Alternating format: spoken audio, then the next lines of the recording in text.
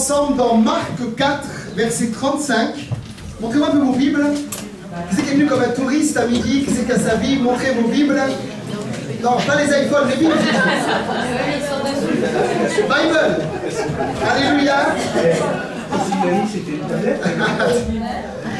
Alléluia, ok. Ça s'affiche normalement. On va lire ensemble dans Marc 4, verset 35. Il est écrit là, ce même jour, il n'est pas dit l'année suivante, il n'est pas dit le siècle d'après, il n'est pas dit la soirée, le même jour. Et nous sommes dans ce jour. Sur le soir, Jésus leur dit, passons à l'autre bord. Amen. J'aimerais introduire ce thème de la conquête en disant que nous sommes dans ce temps, dans ce jour que Dieu a créé, où c'est pour nous le temps en tant qu'église locale de passer sur l'autre rive, de passer sur l'autre bord. Et cela implique, spirituellement parlant, pour certains de quitter la barque dans laquelle ils sont peut-être bien installés. Lorsque tu quittes un bateau pour aller sur l'autre bord, cela implique quelque chose de physique, cela implique une action. Et nous sommes dans le temps, spirituellement parlant, dans ce jour où nous devons quitter notre barque et aller sur l'autre rive. Dites amen à cela. Alors certains peut-être n'ont pas compris pourquoi, mais quand on lit le texte de Marc 4, ça nous introduit directement sur Marc 5. Et Marc 5, c'est le Gadarénien. Marc 5, c'est un chapitre extraordinaire. C'est la femme à la perte de sang. Marc 5, c'est la guérison de cet homme qui avait une fille malade, la fille de Jairus. Et pour vivre Marc 5, il fallait quitter le bord de Marc 4 pour arriver jusqu'à Marc 5. Ça veut dire que si notre Église comprend que dans le temps dans lequel nous sommes, c'est le temps de passer sur l'autre rive, c'est que Marc 5 nous attend. Dis amen à cela. Marc 5 nous attend. Merci pour ton amen généreux. Il n'a pas dit demain, il a dit c'est le jour. Alléluia. Mon premier point, pour conquérir, il faut être prêt à aller sur l'autre bord. Et cela implique, frères et sœurs, du changement. Qui a compris qu'on est dans la saison du changement? Amen. Alléluia, tout le monde est avec moi? J'ai beaucoup aimé, je répète ce que le pasteur Lécas a dit. Si on ne change pas, on pourrit. Alléluia, faites un sourire à ça. S'il n'y a pas de changement, on pourrit. Et on a vu dimanche dernier qu'il y a des églises qui pourrissent. Il y a des églises qui ne grandissent pas mais qui régressent parce qu'ils ne veulent pas du changement, parce qu'ils n'ont pas compris que c'est la saison du changement. Quelqu'un a dit un jour, c'est un leader que j'aime beaucoup, que j'écoute sur internet, il dit, si on ne change pas, pas de changement. Oui, vous êtes sauvés. Si pas de changement, pas de changement. Si pas de changement, pas de changement. Je parle d'un vrai changement. Je ne parle pas du changement de François Hollande. Le 22 janvier au Bourget, le changement c'est maintenant. Je parle d'un changement spirituel. D'une atmosphère qui change. Si pas de changement, pas de changement. Et on a vu ensemble que si on ne change pas, dans 15 ans, l'Église sera comme elle est aujourd'hui. Certains auront juste quelques cheveux blancs en plus. Peut-être certains, excusez-moi, auront déjà rejoint le Seigneur, sûrement. Moi, je serai un peu plus vieux. Mais on sera toujours là et on ne changera pas. C'est maintenant la saison du changement. Est-ce que clairement, pendant que je prêche, est-ce que clairement l'Église le comprend? Est-ce que c'est clair dans votre esprit? Est-ce que vous comprenez l'appel de Dieu, l'urgence de Dieu? C'est le temps de changer. Ceux qui ont refusé de changer dans la Bible, c'est qui? C'est les Israéliens. On sait qu'ils étaient en Égypte. Alors moi, je me suis imaginé 430 ans. 430 ans à vivre d'une manière. 430 ans d'esclavage. Quand il fallait tout d'un coup sortir de l'Égypte, ils sont sortis de l'Égypte, mais l'Égypte n'a jamais quitté leur cœur. Ça veut dire qu'ils sont sortis d'un pays, d'une nation, mais la mentalité de ce pays les a accompagnés jusque dans le désert. Et ça veut dire qu'ils n'ont pas changé. Et regardez le résultat. Lorsqu'ils vont murmurer contre Moïse, dans Nombre 11, verset 5. C'est un peu les mêmes problèmes qu'on a dans les églises aujourd'hui. Hein. Il n'y a rien de nouveau sous le soleil, dira Salomon. Nous nous souvenons des poissons que nous mangions en Égypte. Écoutez bien l'absurdité. Et qui ne nous coûtait rien. Juste 430 ans de coup de bâton pour du poisson. Moi, celui-là, je te le fais gratuit. Hein. Des concombres, des melons, des poivrons, des oignons et des os. Verset 6.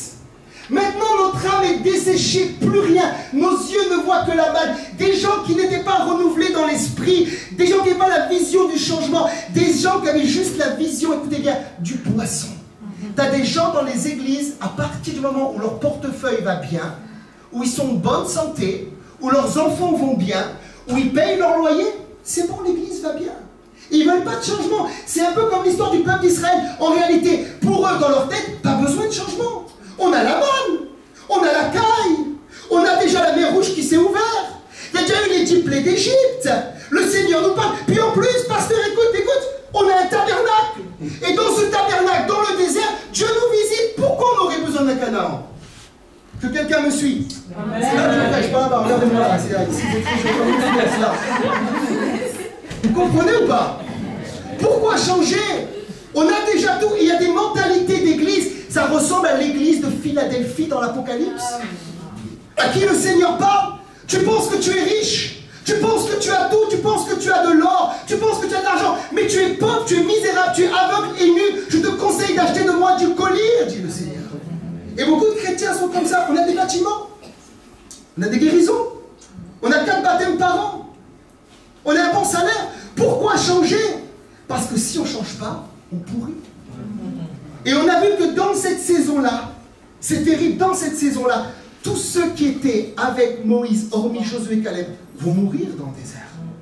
Dieu ne voyait pas juste la main, écoutez bien, Dieu ne voit pas juste ton salaire et ton pain sur la table tous les jours. Dieu ne voit pas juste ton taboulet que tu as préparé le midi, tu as juste de l'argent pour te le payer. Dieu voyait Canaan. Dieu voyait Abraham, la promesse faite. Dieu voyait le Messie. Dieu voyait les apôtres amener l'évangile de cette région du monde vers toutes les autres nations. La vision de Dieu était beaucoup plus grande. Et si ta vision est étriquée comme le peuple, on restera dans ce local toute notre vie. Est-ce que vous m'entendez ou pas? Voilà pourquoi c'est le temps du changement. Écoutez bien, le fait de vouloir changer, il faut le vouloir. Le fait de vouloir changer, il faut le vouloir. En ce moment, je combats dans ma propre vie privée contre un trait de caractère que j'ai que je n'aime pas. J'aime pas ce trait de caractère. Je supporte pas être comme ça. Et j'étais encore tout à l'heure avant de venir. J'ai dit Seigneur, mon jeûne et prière à 2 dimensions. Le changement de l'église et mon propre changement. Et je priais à genoux. Je dis Seigneur, je veux que ce trait-là, il disparaisse. Mais si tu ne le veux pas, si tu te crois saint, tu ne changeras pas. Et tu as des gens qui ne changent pas. Souvenez-vous des 2 branches. Celle que tu casses, celle que tu plies. Jean 7, 37, le dernier jour, le jour de la fête, Jésus se tenant debout s'écria, si quelqu'un, écoutez bien, le message de Jésus n'était pas un message pour tout le monde. Jésus ne prêchait pas pour tout le monde, c'est pas vrai, il prêchait pour ceux qui avaient soif. Si quelqu'un, il y en avait plein qui étaient là qui n'avaient pas soif, ils voulaient juste du pain et des poissons. Comme le peuple d'Israël. Mais si quelqu'un a soif, qu'il vienne à moi et qu'il boive. Et le verset 38 dira que des fleuves d'eau vive jailliront de son sein, comme dit l'Écriture. Mais si quelqu'un a soif, tu retrouves ce principe chez Jean-Baptiste, qui prêche le royaume, Matthieu 11, verset 12. Voilà ce qu'il va dire. Depuis le temps de Jean-Baptiste, jusqu'à présent, il parle de la nouvelle alliance dans laquelle nous sommes. Le royaume des cieux est forcé. Et ce sont les violents, ou la traduction français courant dira, les gens déterminés qui sont les gens qui décident, maintenant ça va changer. Maintenant on va changer. Les gens qui ne sont pas violents. Écoutez bien, moi je me suis fatigué. Dieu, vous savez que j'ai fait un burn-out un jour. Parce que j'ai voulu forcer des gens pas violents à changer. J'ai voulu prier pour des branches cassées qui voulaient juste, pas plier, mais juste casser. Et Dieu m'a dit, travaille avec les gens qui veulent changer. Amen. Travaille là où mon esprit passe. Fais seulement ce que je te dis. Si je te dis là tu fais, tu fais. Mais là où les gens ne veulent pas changer, si moi j'arrive pas à les changer, c'est pas toi, petit pasteur Stéphane Caddy, qui va les changer. Le changement vient d'une décision du cœur. C'est les violents qui sont là. C'est les gens qui se mettent sur les genoux. C'est les gens qui bagarrent dans les soirées. Si tu n'es pas déterminé, si tu viens là en spectacle, écoute, tu peux retourner chez toi. Je vais avoir 10 personnes qui veulent changer, qu'un auditoire de 300 qui nous épuise, parce que les gens ne veulent pas changer. Maintenant, si j'ai 300 qui veulent changer, je dis Alléluia, c'est le bien. Il faut que tu veuilles changer. Tu veux changer, Stéphanie? Tu as fait la liste du caractère à changer, c'est bon, c'est prêt? Moi j'ai la mienne aussi, on y va alors. Hein? Mireille, tu veux changer? You. Monsieur, je te connais. Jackie Devise. C'est le temps du changement. Alléluia. T'es pas trop âgé. Personne n'est trop âgé. Personne n'est trop jeune. On change. Écoutez bien. C'est ce que je crois. Sinon, l'évangile ne marche pas. On a vu la semence. On change toute notre vie. Amen. On change toute notre vie. T'as 90 ans, tu peux encore changer. Dis amen à cela. C'est ça la bonne nouvelle de l'évangile. Mais seulement si tu le veux. Deuxième point. pour changer, écoutez bien, pour changer une très grande révélation, c'est très profond ce que je vous dis. Il ne faut pas regarder en arrière. Amen. Amen. Ça paraît simple, mais pour changer, il ne faut pas se retourner. Quelqu'un a dit un jour que le mieux, c'est l'ennemi du bien. Avant, c'était mieux. Oui, mais si tu restes dans le passé avec le mieux, tu ne vivras jamais le bien. C'est devant qu'il y a le bien. Philippiens 3, versets 13 et 14. Oh, alléluia, j'aime ce verset.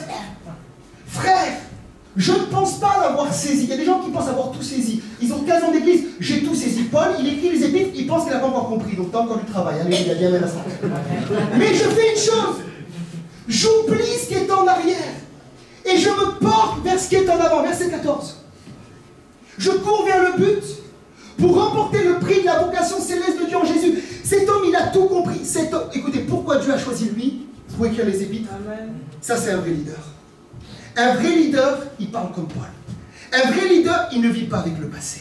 Un vrai leader, même s'il a 1000 personnes dans son église, il pensera déjà aux 1500. Amen. Un vrai leader, il n'est pas content de ce qu'il a. Un vrai leader, il a toujours une longueur d'avance sur les autres. Amen. Toujours. Celui qui ne sait pas se renouveler ne peut pas être leader. Celui qui ne sait pas constamment regarder devant et oublier l'arrière. Écoutez, et quand je dis oublier l'arrière, c'est oublier les échecs, bien sûr, mais c'est oublier aussi les succès. Moi, les pires gens, les pires religieux qui m'ont fait du mal à mon ministère, qui ont voulu me bloquer, c'est les gens qui ont soi-disant vécu le réveil avant. Ah, ils ont vécu le réveil de 1950. La nuée descendait. Comment un jeune homme de 33 ans, ah, j'ai l'âge de Jésus, alléluia, peut aujourd'hui nous enseigner un réveil présent. Sauf que ces gens-là ont mal lu leur Bible, puisque dans Ésaïe, Dieu dit, je fais des choses nouvelles. Je fais des choses nouvelles. J'ai lu les histoires du réveil. Si tu veux, on parle, moi je suis un collab là-dessus. J'ai lu les bouquins du réveil. Je lis tout le temps les bouquins du réveil. Les réveils sont allés de gloire en gloire. Si tu es resté figé sur le réveil de 1950, tu n'as pas oublié le passé, tu ne pourras pas rentrer dans ce que Dieu fait maintenant. Voilà pourquoi, papa, je t'admire, mais vraiment, je t'admire quand on chante des chants disco, des chants rock chrétiens et on bouge, on sort, tu bouges avec nous, t'as tout compris. Toi, t'es un leader, t'as tout compris. Il pleure pas sur les ailes de la foi. Moi, j'ai connu le pasteur Roger Albert, l'apôtre Roger Albert, il a ressuscité des morts, un enfant mort dans ses bras, il prie le Saint-Esprit, tu le connais aussi, descend, il ressuscite des dos courbés en Tunisie qui se redressaient. Cet homme-là, pasteur anti-pastoral avec nous, une église très moderne. Il voyait l'église progresser. Il dit, moi, tant que le fond est le même, la forme, ça ne m'intéresse pas. Ça ne m'intéresse pas. Le fond est là. Le fond, c'est la croix. Le fond, c'est la résurrection de Jésus. Le fond, c'est le baptême de l'Esprit. Le fond, c'est la guérison. Le fond, c'est la délivrance. Le fond, c'est le salut. Le fond, c'est la transformation. Le fond, c'est le disciple-là. Tant que le fond est là, ne t'attache pas à la forme. Va vers ce que Dieu fait devant. Parce que sinon, le risque, mon frère, ma soeur, le risque, dans beaucoup d'églises, Genèse 19, versets 25 et 26, beaucoup sont à Genèse 19. Oh, beaucoup de chrétiens vivent Genèse 19. Il détruisit ces villes, toute la plaine, tous les habitants des villes et les plantes de la terre, verset 26.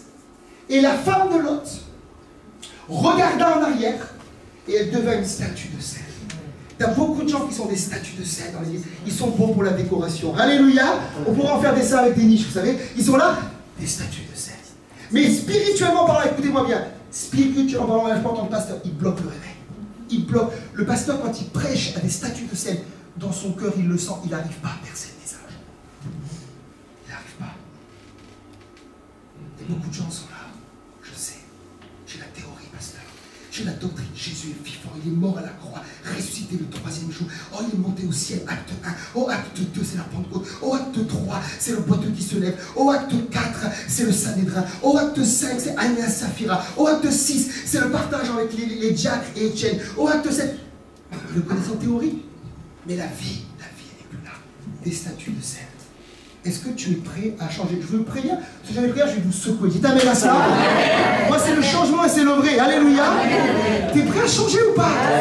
T'es prêt ou tu vas être figé comme ça et tu vas prendre le passage de moi, je vais devoir forcer. Alléluia. C'était pasteur Peter Schmitt qui disait un jour, j'étais dans la forêt, je me promène et je chante des psaumes. Il y avait un arbre mort sur la route, sec sur la route. Et cet arbre, il était sec, il me barrait la route. Et Dieu me dit, tu vois dans l'église, les chrétiens comme ça qui sont morts et qui sont secs, ils te barrent la route. Ils te barrent la route. C'est les chrétiens vivants qui nous encouragent. Quand tu prêches un histoire vivant, tu es porté. Alléluia. Tu es porté. On met toujours toute la charge sur le pasteur. C'est pas le pasteur, c'est aussi les membres. Dites amen à ça. Il n'y a pas que nous qui devons changer.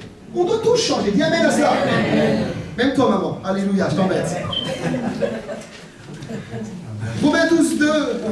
Je sens que c'est prophétique, Amélie. Il y a des choses que je dis là, je ne suis pas dans mes notes. Hein. Je ne suis pas dans mes notes. Je ne suis pas dans le message traditionnel pour lequel tu es venu à midi là. Romains 12, 2. Tu dis amen, c'est ça?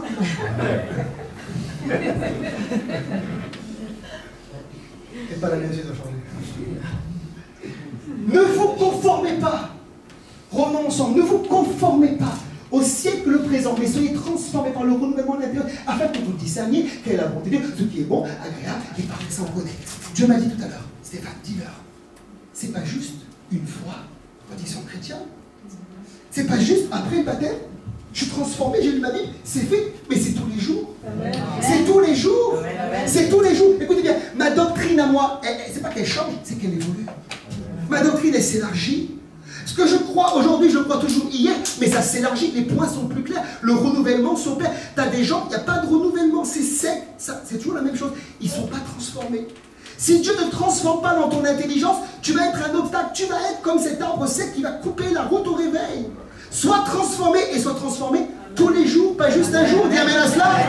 Pas juste, il y a des épouses comme ça, il y a des maris comme ça. À l'église, ils paraissent transformés. Il faudrait les voir à la maison dans le secret. Ça serait intéressant, hein. Toi, tu as vécu ça, toi, non? Tu as des visites, tu entends les cris dans l'immeuble. Tu tapes, la porte s'ouvre, pasteur. On remet le masque le dimanche matin. Mais si tu es comme ça, c'est triste. Parce que Jésus n'est pas venu pour te transformer pour 2 heures de la semaine. Il est venu pour transformer toute ta vie entière. Toute ta vie entière. Moi, tu vois, les Africains, avant, je les aimais pas. À cause de toi. Moi, avant, les Maghrébins, je les aimais pas. J'étais quelqu'un de raciste, profondément raciste, et je suis rentré avec mon racisme dans l'église, et j'ai cru que Dieu allait mettre un tampon, validé, à cause de ton passé, d'être agressé dans des cités, donc je valide, je comprends. Non, Dieu a dit non, non, non, non. Dieu a dit non. Dieu m'a envoyé dans un camp, écoutez bien, un camp à la montagne, j'ai traversé la France, j'arrive à la montagne, je vois écrit semaine maghrébine, je dis qu'est-ce que je fais là? Que des Maghrébins qui prêchaient. Et la dernière réunion, la puissance de l'esprit qui me traverse et qui me dit maintenant tu vas prendre ce pasteur maghrébin, tu vas le prendre dans les bras, tu vas le regarder dans les yeux et tu vas dire que maintenant tu l'aimes. Amen. Tu l'aimes, je te libère de ce racisme. Tu ne rentreras pas dans le ministère avec ça. Amen. J'ai pardonné, j'ai aimé. Amen. Et puis Dieu m'a envoyé à l'Ariane pour performer la formation. Alléluia. Allez, après Monaco, Sophie. Alléluia, c'est bon. Alléluia. Mais il a fallu, avant Monaco, il a fallu passer par l'Ariane. Vous me suivez ou pas? Amen. Pas de changement, pas de changement. Je termine, 3e et dernier point. Pour conquérir, Dieu m'a clairement donné ce point, il faut être un combattant. Est-ce qu'il y a des combattants dans l'âme? Est-ce qu'il y a des gens qui sont des guerriers dans l'âme? Vous savez, combattre, c'est pas aimer. Moi, j'avais horreur de combattre. Au début, je chantais dans le ministère, j'étais une mouillette. Je voulais pas de combat dans l'église. Les chrétiens qui n'étaient pas d'accord avec la vision, les chrétiens qui faisaient leur loi dans l'église, je ne les confrontais pas. Parce que je ne voulais pas de combat. J'ai ma femme maintenant, après je dors mal la nuit, j'ai peur, je ne suis pas bien, je me réveille, j'ai des SMS, j'ai des textos, c'est des réunions. Chez moi, je veux la paix, je veux la paix, je veux la paix. Puis Dieu m'a dit un jour, hey, si tu ne combats pas, tu vas te faire bouffer. Tu vas te faire toi bouffer. Et Dieu m'a dit, si ton frère a péché, je t'ai pas dit va et caresse-le, je t'ai dit va et reprends-le. Et j'ai dû commencer à accepter que la vie chrétienne était une vie de combat. Alors, je ne combats pas tout le monde tous les jours, heureusement, on est une bonne église, rassurez-vous. Mais quand parfois il faut le faire, il faut le faire. Vous m'entendez ou pas? Quand des fois il faut dire aux gens les 4 vérités et combattre. Écoutez, on ne combat pas pour nous, pour un nom, pour un règne. Moi, le règne, je l'aurai au ciel.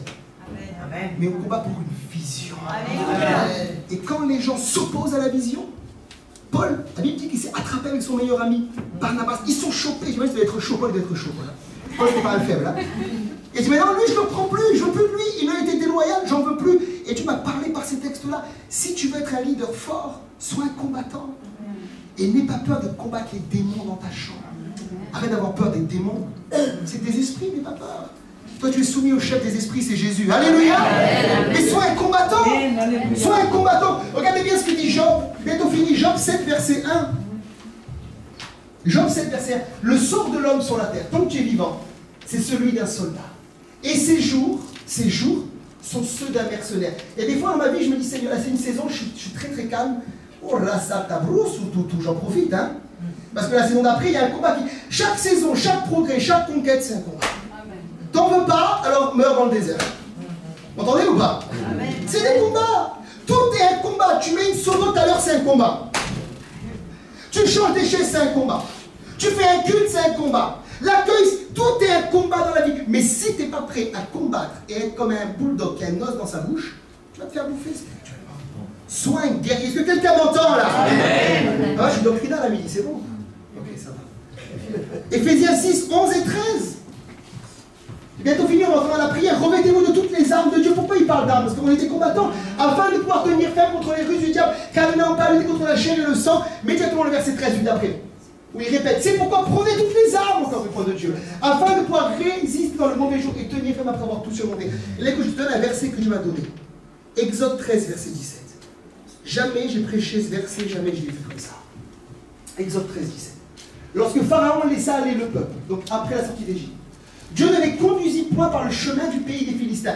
J'ai calculé avec ma femme, ça faisait 11 jours. Ils auraient pu sortir et en 11 jours être des conquérants. 11 jours à la place de 40 ans.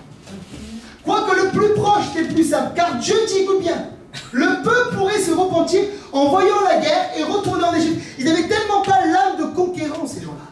Ils n'étaient tellement pas prêts à combattre. Il aurait mieux valu une bonne bataille de 11 jours avec du sang qui coule et être dans le pays de la promesse que 40 ans dans le désert et mourir. Et t'as des gens, ils ne veulent pas combattre, ils ne veulent pas, ils sont comme ça, ils veulent pas, ils veulent la facilité, la simplicité. Pas de combat, pasteur. Je ne suis pas un conquérant, je n'ai pas envie de tuer la peur, je n'ai pas envie de tuer la haine, je n'ai pas envie de combattre mes gens, je n'ai pas envie de combattre le péché, je n'ai pas envie de combattre la médisance. Mon frère, tout ce que tu ne combats pas va te triompher un jour. C'est le temps de combattre. Moi, je ne suis pas un combattant, je veux la facilité, mais 40 ans à la place de 11 jours. Il vaut une bonne guerre des fois, non? C'est quoi, qu'est-ce qu'il disait Rénard Bonquet? Il disait quoi, Bonquet? Une bonne guerre. Ah oui, oui. Redis-moi en anglais, vas-y, David. Fire, vas-y, David. Good fight. Une bonne guerre. Good fire. Alléluia. Une bonne guerre, des fois, c'est bon. Alléluia. Non? Bon, ça va, faites-moi un petit sourire, là. Faites-moi un sourire, comme ça, voilà. Je suis content, comme ça, voilà. Une bonne guerre. Une bonne guerre. Je termine, frères et sœurs. Dieu m'a dit. Ils auraient pu rentrer à 2 dans le pays. 2 seulement avaient l'âme de combattant. 2 étaient des guerriers. 2 étaient renouvelés. 2 voulaient le changement. 2 étaient prêts pour le combat. Josué et Caleb. Écoutez bien, Dieu a fait attendre 40 ans pour qu'une nouvelle génération naisse, pour pas qu'il rentre tout seul. Ça veut dire que la conquête n'est pas l'histoire d'un prédicateur, n'est pas l'histoire d'un ministère, n'est pas l'histoire d'un homme, n'est pas l'histoire seulement de 2-3 personnes, c'est l'histoire d'un peuple. Amen. Dieu ne veut pas que je rentre tout seul. C'est pour ça que des fois le pasteur il est prêt depuis longtemps, mais Dieu attend que les saisons passent pour que l'église se prépare avec le pasteur, parce que Dieu veut un peuple. Amen. Il était prêt à faire attendre 40 ans 2 hommes pour qu'un peuple entier rentre. C'est pas tout seul que je vais rentrer, c'est ensemble. Amen. Amen. Merci pour ton amen. Amen. Tu peux acclamer le Seigneur à midi. Alléluia.